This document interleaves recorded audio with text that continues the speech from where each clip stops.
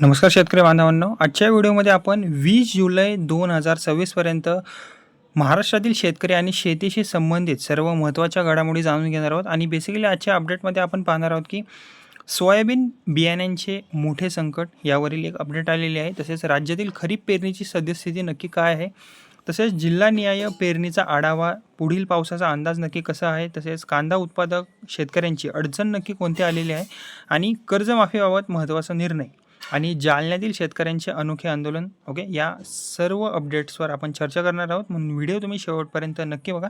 आता जी पहिली अपडेट आलेली आहे त्याबद्दल सांगायचं झालं तर राज्यात यंदा सोयाबीन बियाण्यांच्या खराब अंकुरणाचा प्रश्न जो आहे तो गंभीर बनलेला आहे. अनेक जिल्ह्यातील शेतकऱ्यांनी बियाणे उगवले नसल्याच्या तक्रारी ज्या आहेत त्या केलेल्या आहेत, आणि या प्रकरणामध्ये गेल्या 2 आठवड्यात तब्बल 56 FIR दाखल करण्यात आलेले आहेत, आणि ही जी संख्या आहे ती आत्तापर्यंतची सर्वाधिक मानली जात आहे. ओके, आता कोणत्या जिल्ह्यात नक्की सर्वाधिक तक्रारी झाल्या आहेत ते सुद्धा आपण पाहणार आहोत. ओके, आता सर्वाधिक तक्रारी अमरावती जिल्ह्यात नोंदवण्यात आलेल्या आहेत. अमरावतीमध्ये बेसिकली 35 FIR दाखल झालेले आहेत, आणि दुसऱ्या क्रमांकावर अकोला जिल्हा आहे. ओके, आणि अकोला जिल्ह्यामध्ये तेथे जवळजवळ 11 FIR दाखल करण्यात आलेले आहेत, आणि उर्वरित तक्रारी राज्यातील इतर जिल्ह्यांमधून प्राप्त झालेल्या आहेत. आता जो क्षेत्र आहे, किती क्षेत्र नक्की यामध्ये प्रभावित झालेलं आहे. ओके, आता हे जर आपण बघितलं तर आत्तापर्यंत प्राप्त झालेल्या 6384 अहवालांनुसार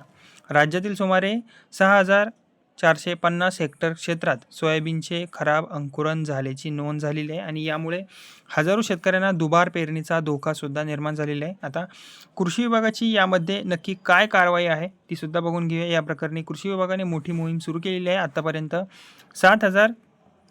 7530 बियाण्यांचे जे नमुने आहेत ते तपासण्यात आलेले आहेत. तसेच 833 विक्री आदेश स्थगित करण्यात आलेले आहेत. 2956 क्विंटल संचयित बियाणे जप्त करण्यात आलेले आहेत. तसेच नवीन बियाणे कायद्याची तयारी. आता राज्य सरकार करत काय आहे, राज्य सरकार आता महाराष्ट्र बियाणे कायदा 2026 आणण्याचा विचार करत आहे. यामुळे निकृष्ट बियाणे विकणाऱ्या कंपन्यांवर अधिक कठोर कारवाई आता करता येणार आहे. यापूर्वी 2020मध्ये अशाच प्रकारच्या तक्रारी राज्यात मोठ्या प्रमाणावर आलेल्या होत्या. ओके, आता जी नंतरची अपडेट आहे खरीप पेरणीबद्दल. ओके, खरीप पेरणीबद्दल जर सांगायचं झालं तर राज्यातील खरीप पेरणीचा आढावा. जुलै महिन्यात पावसाने पुन्हा जोर धरल्यामुळे पेरणीचा जो वेग आहे तो आता अत्यंत वाढलेला आहे, मात्र अजूनही अनेक भाग मागे आहेत. ओके, जसं की आपल्याला पाहायला मिळतं आहे की राज्यातील एकूण जी पेरणी जर आपण बघितली तर 15 जुलै 2026 पर्यंत राज्यात जवळजवळ 86,92,000 हेक्टर क्षेत्रावर पेरणी पूर्ण झालेली आहे, आणि हे राज्याच्या 1,44,00,000 हेक्टर सरासरी खरीप क्षेत्राच्या सुमारे 60% आहे. ओके, आणि गेल्या वर्षाशी जर आत्ताच्या वर्षाची तुलना जर केली तर गेल्या वर्षी याच कालावधीत 84% पेरणी पूर्ण झालेली होती. यामुळे यंदा पेरणीचा वेग जो आहे तो तुलनेने खूप जास्त कमी असल्याचे स्पष्ट झालेले आहे. आता विभाग निहाय पेरणीची जर खरीप पेरणीची जर स्थिती आपण बघितली तर कोणता विभाग नक्की किती पुढे आहे हे सुद्धा बघूया आपण. ओके, आता कोकणचं जर बघितलं, कोकण विभागाचं जर बघितलं आपण तर फक्त 10% पेरणी झालेली आहे, आणि हा राज्यातील सर्वात कमी आकडा आहे.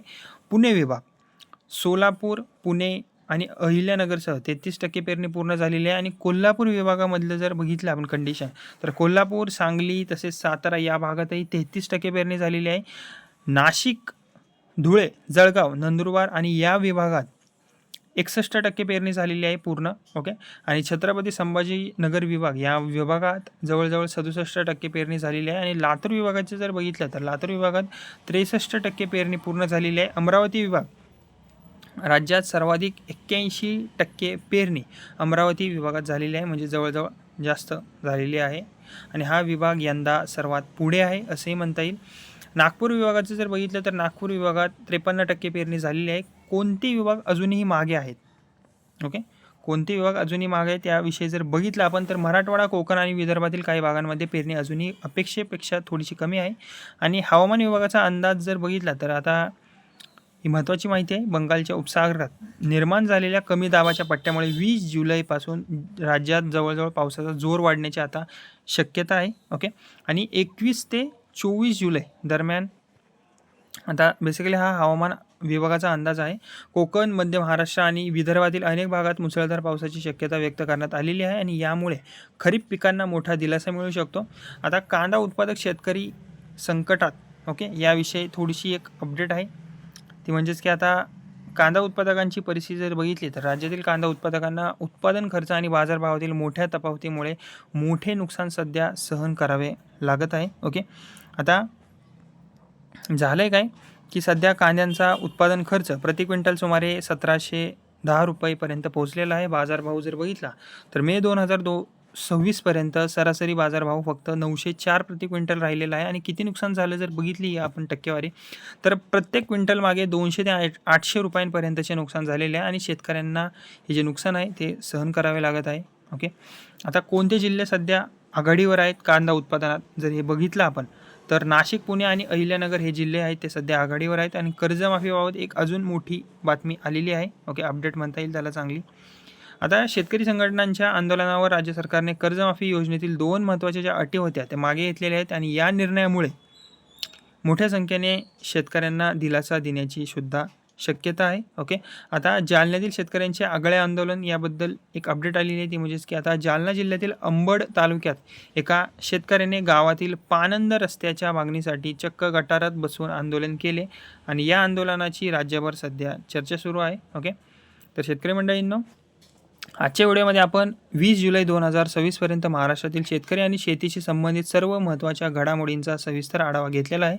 आणि सोयाबीन बियाण्यांचे संकट, खरीप पेरणीची स्थिती, हवामानाचा अंदाज, कांदा उत्पादकांची अडचण, कर्जमाफीतील बदल आणि जालन्यातील आंदोलन अशा सर्व महत्त्वाच्या बातम्या आपण पाहिलेल्या आहेत. जरी माहिती उपयुक्त तुम्हाला वाटली असेल तर व्हिडिओला लाईक करा, इतर शेतकरी बांधवांपर्यंत शेअर करा आणि अशाच शेतीविषयक ताज्या अपडेटसाठी आपले या बडी चॅनलला सबस्क्राईब करायला विसरू नका. धन्यवाद.